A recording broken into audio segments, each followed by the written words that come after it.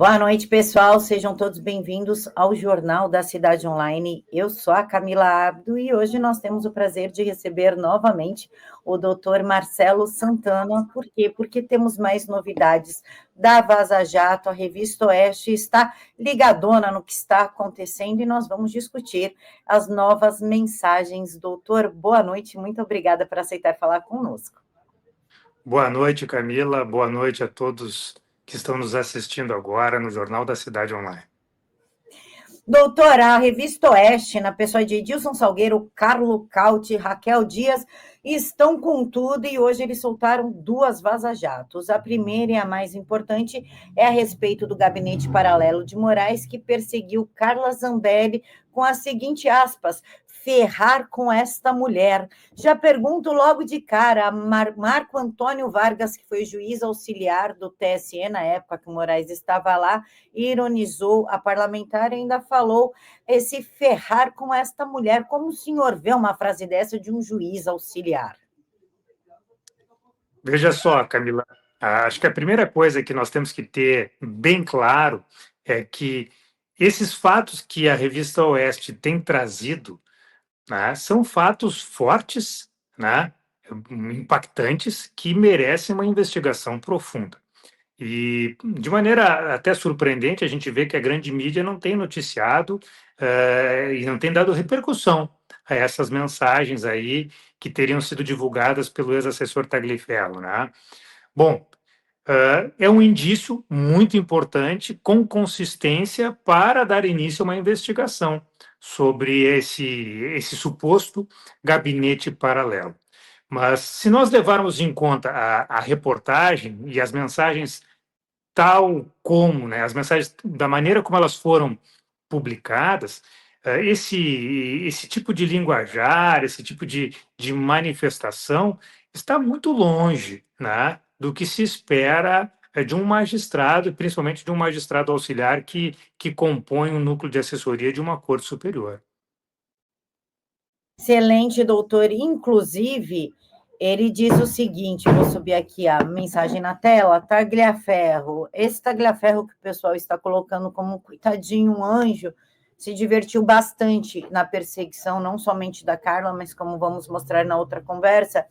E ele diz o seguinte: ela está pegando pesado agora, referente a um vídeo que a Carla postou no Facebook.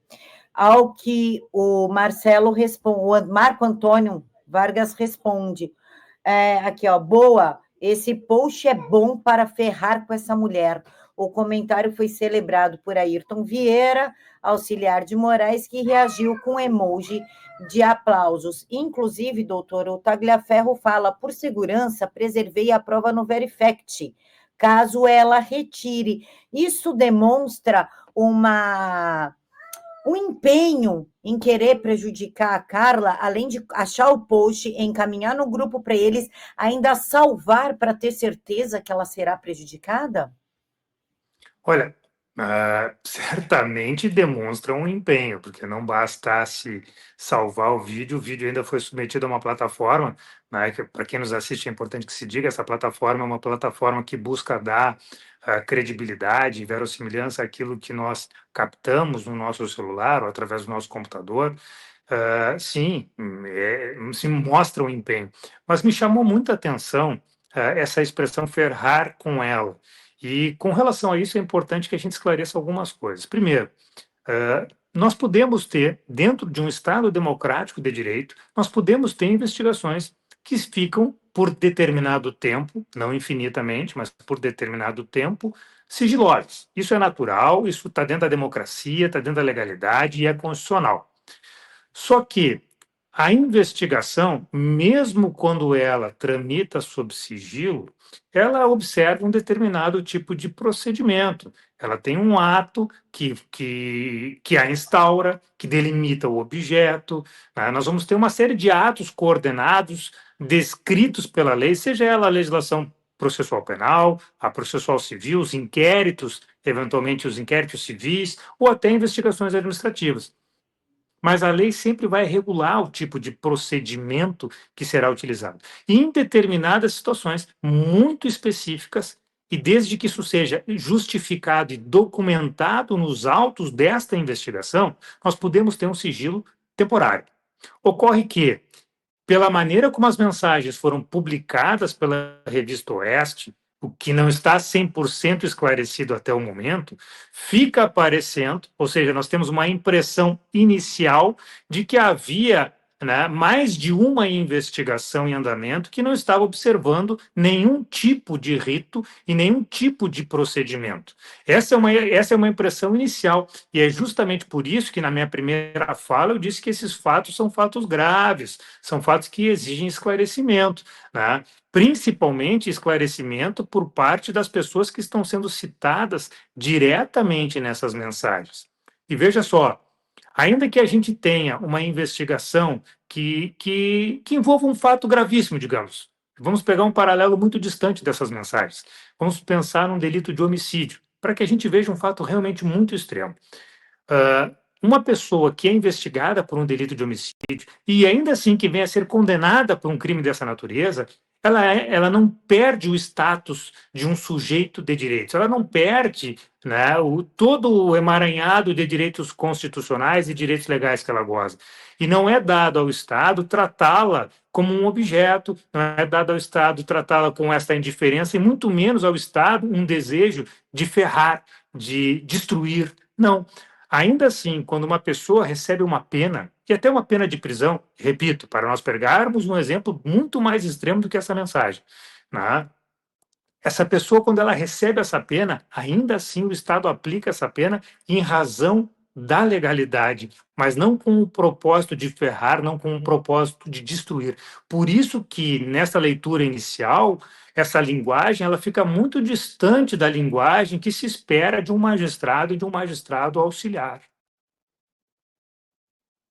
Doutor, ainda temos mais uma faixinha da mensagem que também me chamou muita atenção, que veio do Tagliaferro, essa mensagem está cortadinha, que diz: vou pegar tudo que tenho dela e montar um belo documento. O Marco Antônio Vargas, ele bate palma. Só para esclarecer para o povo, eu e meus papeizinhos aqui, o Marco Antônio Vargas, ele tinha o papel de juiz auxiliar de Moraes no TSE, e ele era formalmente responsável pelas questões jurídicas e processuais durante a presidência do juiz do TSE.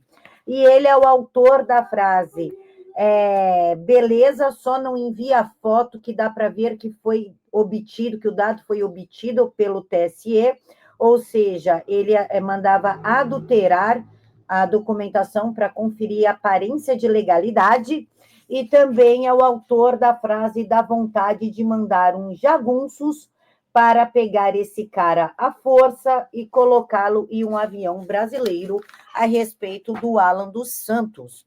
Esse é o ser humano que bateu palminhas para o Tagliaferro.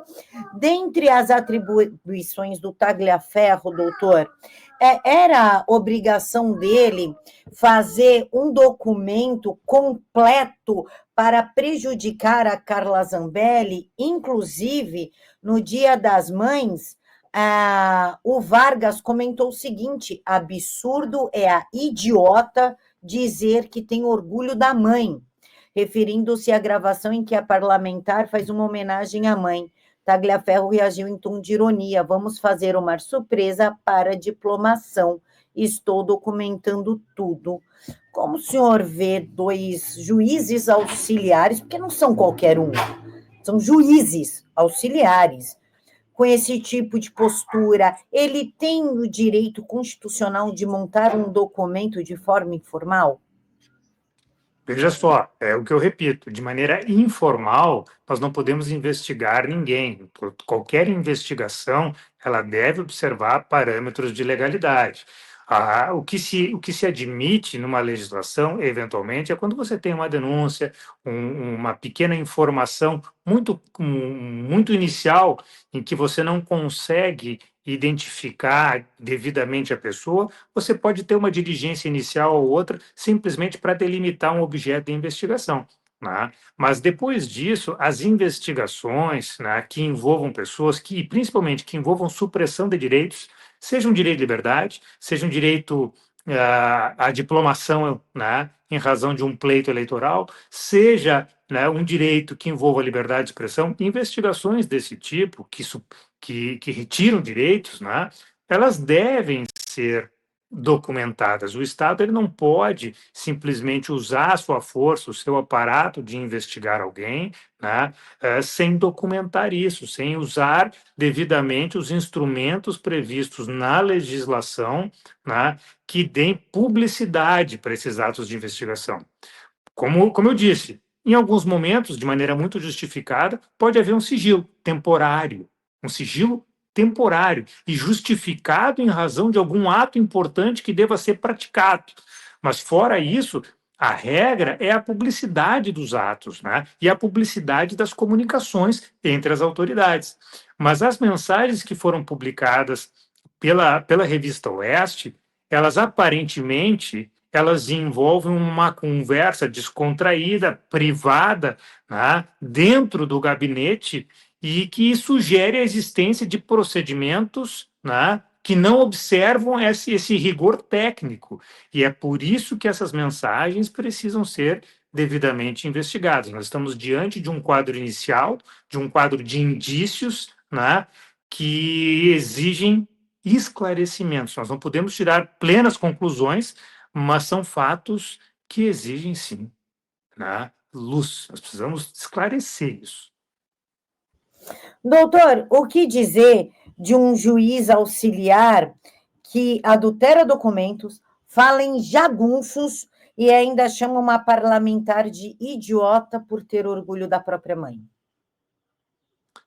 Ué, são expressões fortes essas, né? Se de fato, veja só, agora vou para o terreno das hipóteses, para o terreno da especulação. Se de fato foram essas mensagens, né?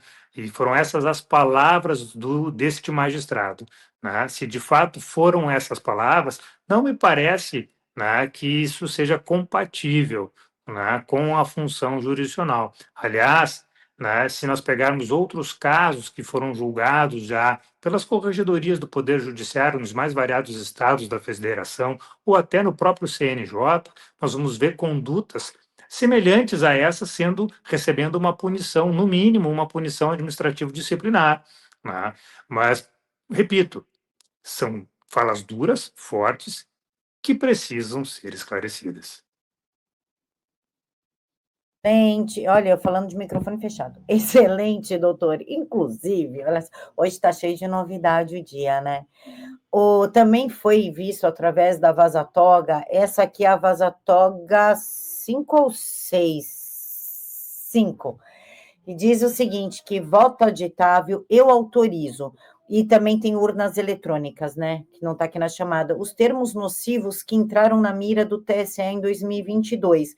Essas palavras-chave foram utilizadas por parceiros da Corte Eleitoral, parceiros pagos por nós, em monitoramento de redes sociais. Já faço a primeira pergunta aqui, doutor. Desde quando voto aditável eu autorizo? Não sei se o senhor pegou a época do eu autorizo, mas era um eu autorizo sem nada. O Jair Bolsonaro perguntava, vocês autorizam ele agir conforme ele dentro das 4 linhas da Constituição, o que ele faria? A gente falava, eu autorizo, ele passa um cheque em branco, confio no senhor, eu autorizo.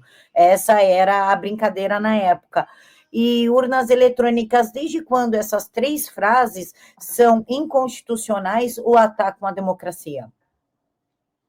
Veja só, na minha visão, e lhe respondo como um professor, como alguém que já estudou bastante, já pesquisei muito, tá? Não só na área de direito penal, mas na parte que envolve processo penal e principalmente nas liberdades como um todo.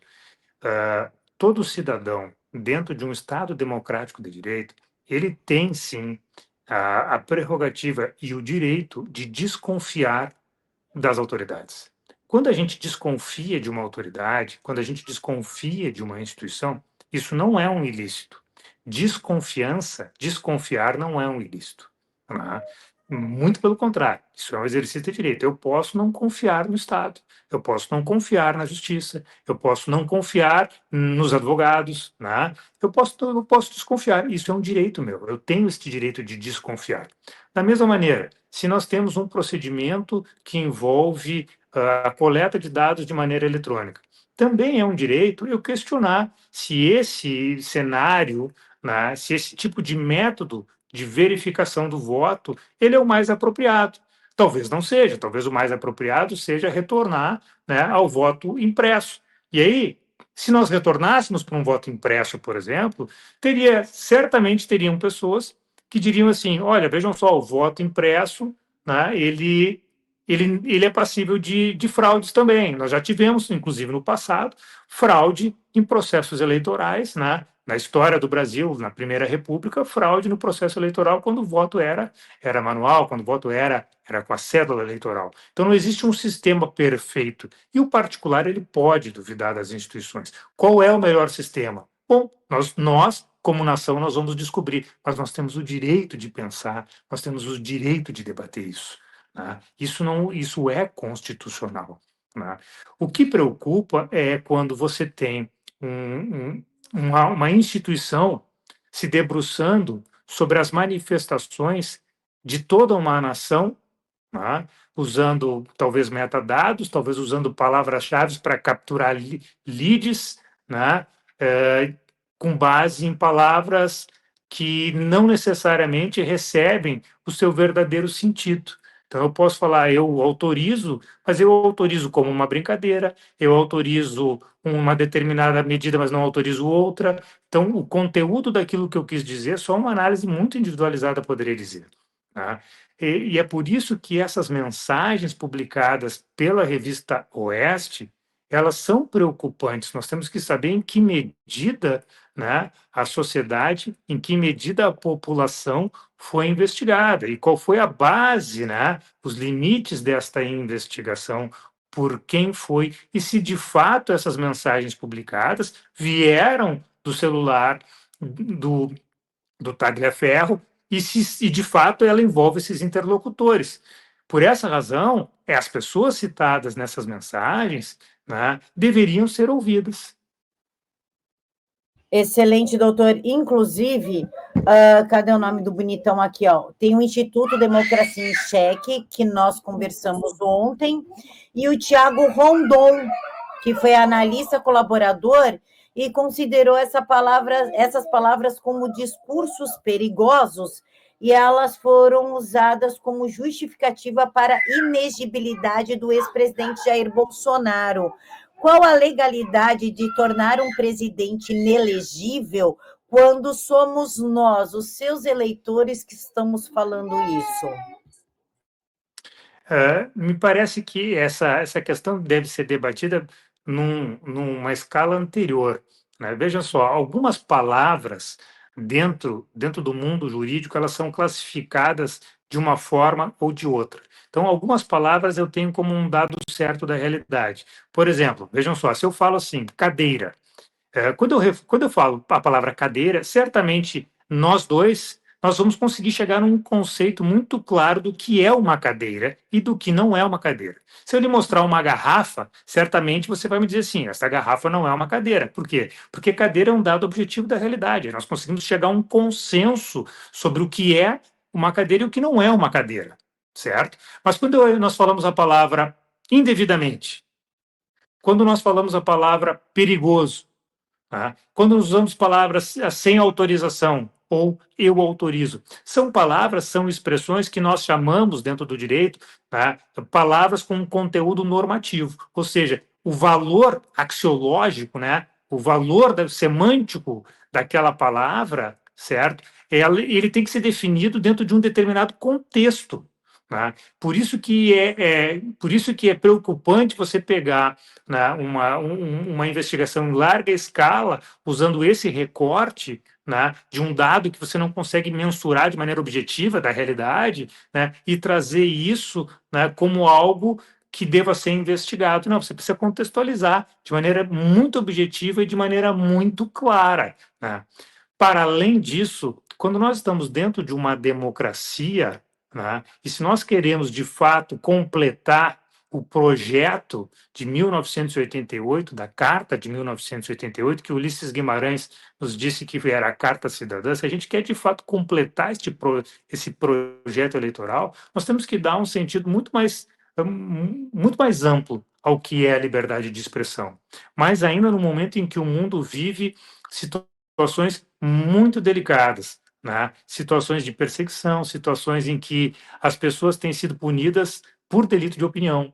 Então, me parece que o grande patrimônio cultural de uma democracia é justamente a liberdade de falar, a liberdade de expressão. Perfeito, doutor. Aqui estão as palavrinhas que eles colocaram no tal de carry, sei lá, eu falar essa palavra, faço uma sugestão do carry, kiri, core, sei lá, eu aqui, para a avaliação. Aí tem urnas eletrônicas, quer dizer, eles fizeram aí voto em papel, voto em cédula, todas essas palavras para serem localizadas, inclusive tem garantia da lei da ordem, estado de defesa, estado de emergência. Aí aqui já ficou mais chique, que é PM and Forças Auxiliares, né? Tem um and, ficou uma coisa meio inglesa aqui, meio gringa. Tudo isso para perseguir as pessoas. E o Tiago Rondon, ele ainda agradece o Beto da Democracia em Xeque. De fato, esse grupo colocou a nossa democracia em xeque, isso não é mentira. E ele pede uma consulta específica para os próximos dias, discursos perigosos e mensagens que contenha organização de caravanas. Caso precisar de mais detalhes, me chame no privado. E aí entra a minha dúvida, doutor. Eles conseguiram acesso de mensagens, inclusive de áudio, como eles fizeram isso, eu não sei, de grupos, de mensagens, não só em grupos, mas também em mensagens privadas de aplicativo de mensagens e rede social. Se o nosso WhatsApp, o nosso Telegram, enfim, é criptografado, primeiro, como eles conseguiram monitorar? Segundo, como isso foi feito através, inclusive, dos nossos áudios? E terceiro, isso está na Constituição? Isso pode ser feito de acordo com o Código Penal, já que o senhor tem mais de 25 anos na área aí? Veja só, a quantidade de indagações que você faz só indica a necessidade de se investigar esses fatos, né? Evidentemente que não. Nós gozamos de um direito constitucional que protege a nossa intimidade e a nossa inviolabilidade. Dentro da minha residência, por exemplo, só entra quem eu desejar, quem eu quiser, né? Fora isso, só com uma ordem judicial, né, expedida por um juiz competente e durante o dia.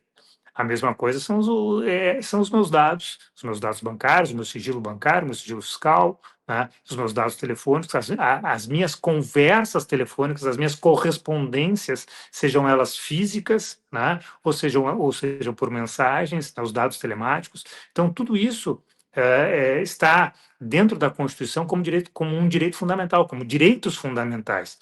E levando em conta essa proteção constitucional, isso tem o que nós chamamos de reserva de Constituição, reserva de jurisdição, perdão, reserva de jurisdição, ou seja, para que determinada investigação obtenha esses dados, nós temos que ter uma ordem judicial, né, determinando que aquele ato de investigação, por exemplo, né, requisite de uma companhia telefônica os meus registros de ligações, ou então que se realize uma interceptação telefônica sobre as minhas conversas.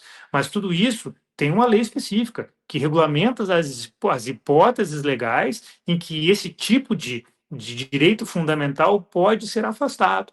Tá? Então, vejam só, são situações que, se de fato essas mensagens comprovarem, se de fato isso for verdadeiro, nós estaremos diante de situações muito graves.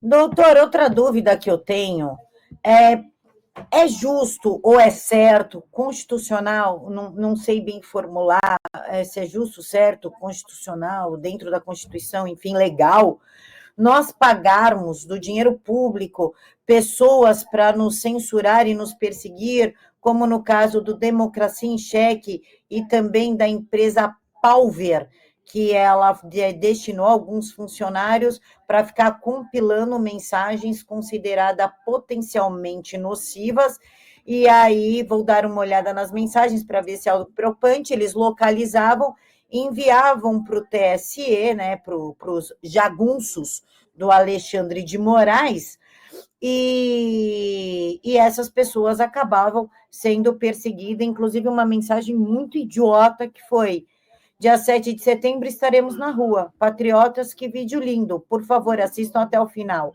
Se concordarem, viralizem. Eu não sei qual que é a maldade ou a nocividade dessa mensagem, mas foi informado pelo funcionário da Palver.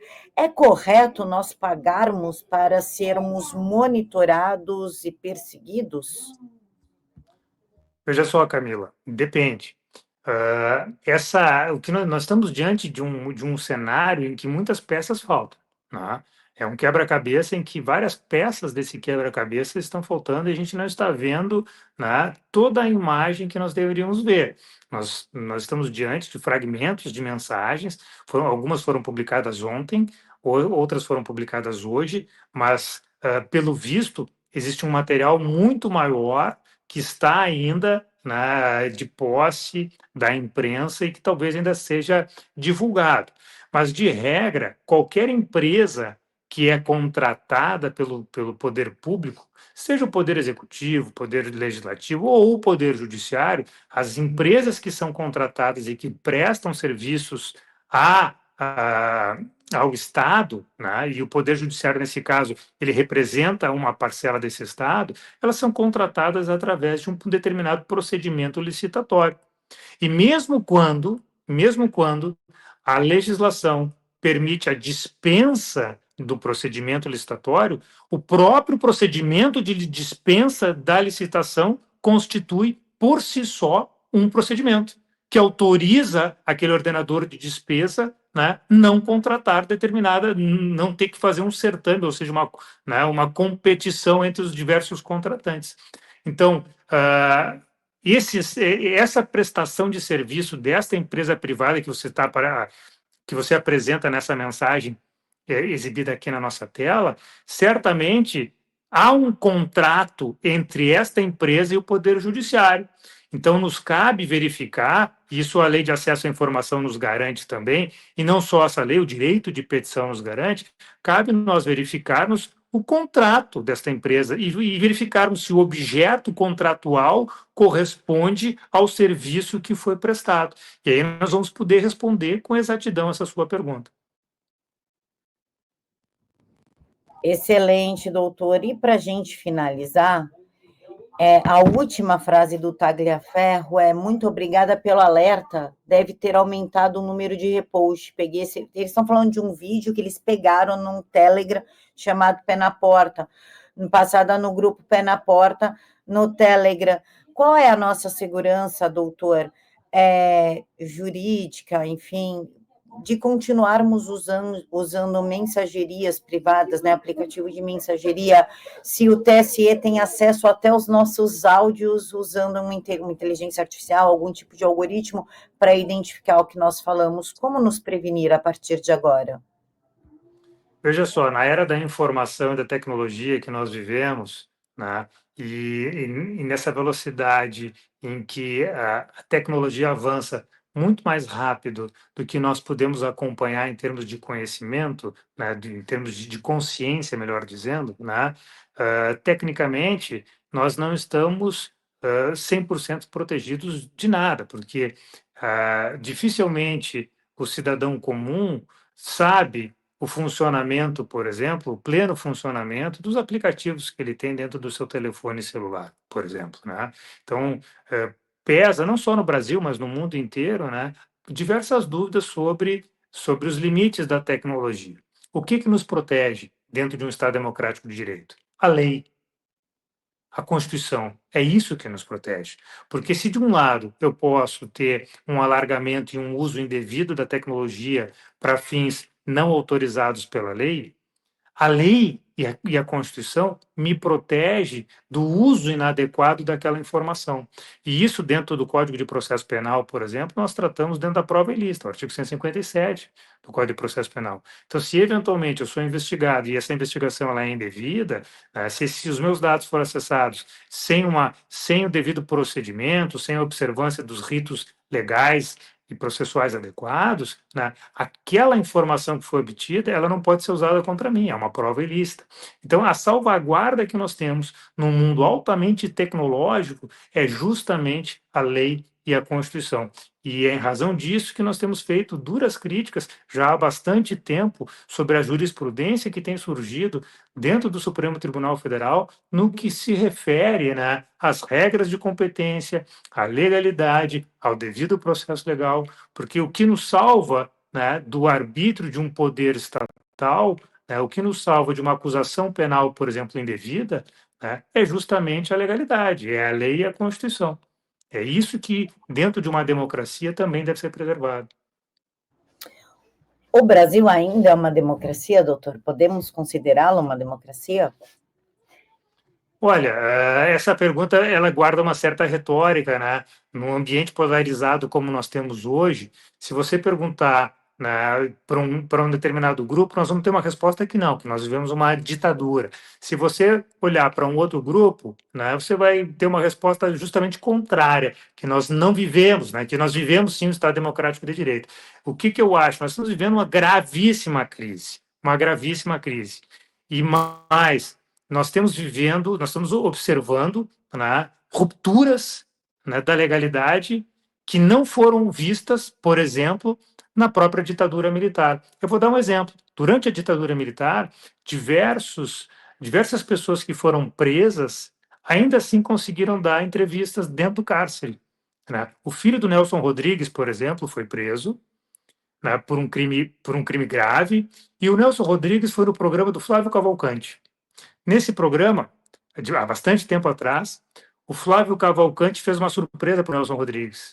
E, sem que ele soubesse, ele foi até o cárcere e entrevistou o seu filho. E exibiu, naquele dia, aquela entrevista. Foi um momento muito marcante, em plena ditadura militar, um preso político, prestando uma entrevista. Então, nós vemos hoje, por exemplo, nesses processos que tramitam no Supremo Tribunal Federal, diversos acusados proibidos de dar entrevista. E essas medidas, que seriam medidas cautelares para resguardar o processo, elas não têm nenhum amparo legal. Porque se você pegar o artigo 319 do Código de Processo Penal, você vai ver que essas medidas não estão listadas lá. E o que a doutrina o que a doutrina contemporânea, a doutrina crítica de processo penal defende? Que qualquer medida que restringe a liberdade, ela tem que ter uma previsão legal expressa, que o juiz não pode criar, que o juiz não pode inventar medidas cautelares que não estejam descritas com exatidão na lei. Esse é o momento que nós estamos vivendo, um momento muito difícil. Perfeito, doutor Marcelo. Quero agradecer a participação do senhor aqui no JCO e, sem dúvida nenhuma, nos vemos amanhã, por exemplo. Tá, eu que agradeço. Um grande abraço a todos vocês. Pessoal, uma boa noite, muito obrigada por ficar conosco até aqui. Não esqueçam de curtir, comentar, compartilhar, ativar sininho, marcar nas suas redes sociais, marcar a gente, porque a gente se encontra daqui a pouquinho. Fiquem todos com Deus e até mais.